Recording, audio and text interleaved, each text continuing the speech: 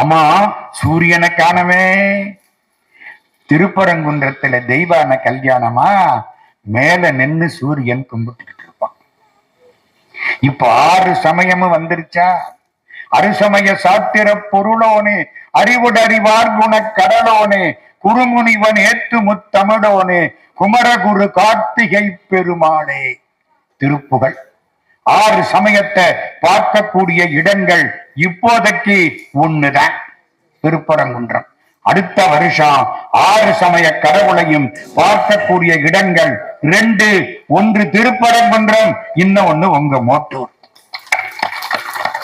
புரியுதா புரியலையா? ஏமா, காணாபத்தியம் பிள்ளையார் எங்க இருக்காரு? இந்த உட்கார்ந்து இருக்காரா? முருகன் எங்க இருக்காரு? ரொம்ப நாளா இருக்காரு. பழைய சாமி இருக்காரா? சரி. பெருமாள் எங்க இருக்காரு? அவர் தான் இதுக்கு காரணகர்த்தா. இவ்வளவுக்கு சொல்லுறான்னு கிளப்பி விட்டது யாரு? ஆதிகேசவ பெருமாள். அம்பாள் எங்கே இருக்கிறா? அவ காலங்காலமா இருக்கிறா. வேங்கை அம்மன் எத்தனை ஆச்சு? 5 ஆச்சு, 4 ஆச்சு. சூரியன் அவர் இந்த போர்டு போட்டுக்கிட்டு இருக்காரு. எங்க உட்கார முடியுதா?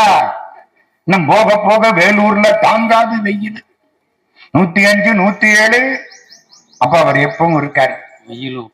இப்ப ஒரு கதை சொல்றேன். எங்க ஊர்ல ஒரு பெரியவர், அவர் வீட்டுல கல்யாணம், எல்லாருக்கும் சாப்பாடு நடக்குது. நான் போனேன், நானும் சாப்பிட்டேன். நான் கடைசியா போனேன். எல்லாரும் சாப்பிட்டோமா, நான் கடைசி. அவரை கேட்டேன், பெரியவரை. அவர் தான் வீட்டுக்கு சொந்தக்காரர். அவர் என்ன சொல்றாரு? ஐயா சாப்பிடுங்க. ஐயா நீங்க சாப்பிட்டீங்களா? ஒரு மரியாதை இல்லையாம்மா? நான் இன்னும் சாப்பிடல. ஏன்? எல்லாரும் சாப்பிட்ட அப்புறம் கடைசியாத்தான் நான் சாப்பிடணும். எங்க வீட்டுக்காரனா முதல்ல உட்கார்ந்து கொட்டிக்கிறது.